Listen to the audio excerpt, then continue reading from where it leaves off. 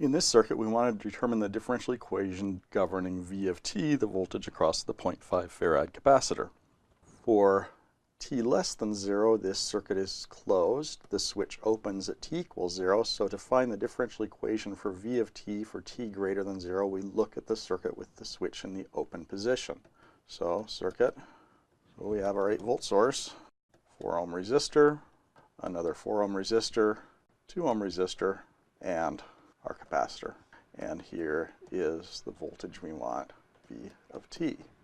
The switch is an open circuit, so it doesn't affect anything in this circuit for t greater than 0. Now, I'm going to need the voltage current characteristics for the capacitor, so let's label this current, positive current entering the positive voltage terminal. It's 0.5 dV by dt. Now we're ready to go ahead and start applying KVL, KCL, and Ohm's law. So let's start out by doing KCL here at node A.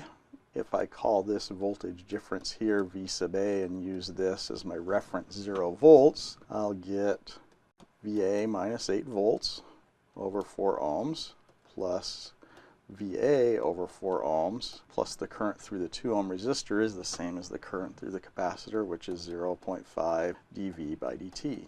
That sums up to 0. That's fine. But we have an extra unknown, VA, in here. We have one equation and two unknowns. We need to eliminate VA. Let's do KVL around the rightmost loop.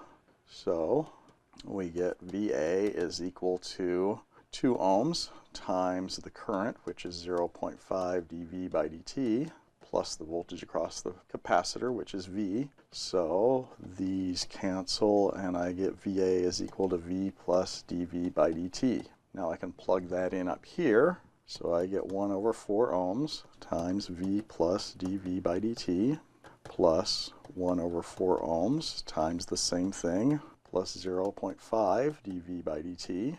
So that's equal to this term here, which if I take to the other side becomes a positive 2. So I get a fourth of dV dt, a fourth of that, half of that, so I get dV by dt plus V over 2 is equal to 2.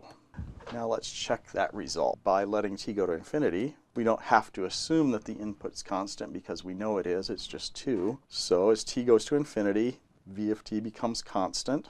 That goes away. So it's just V over 2 is equal to 2, or V of infinity is equal to 4 volts. We can check that against the circuit as t goes to infinity.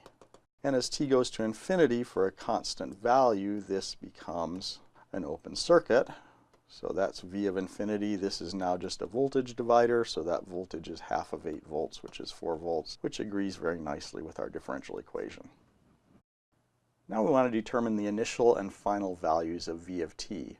For initial conditions, we have to take a look at the circuit before this switch moves. So circuit at t equals 0 minus, just before the switch opens, is this 8-volt source, 4 ohms, 4 ohms, 2 ohms with a short circuit up here, and the capacitor just before that switch opens, if we assume the switch has been closed for a long time, will look like an open circuit.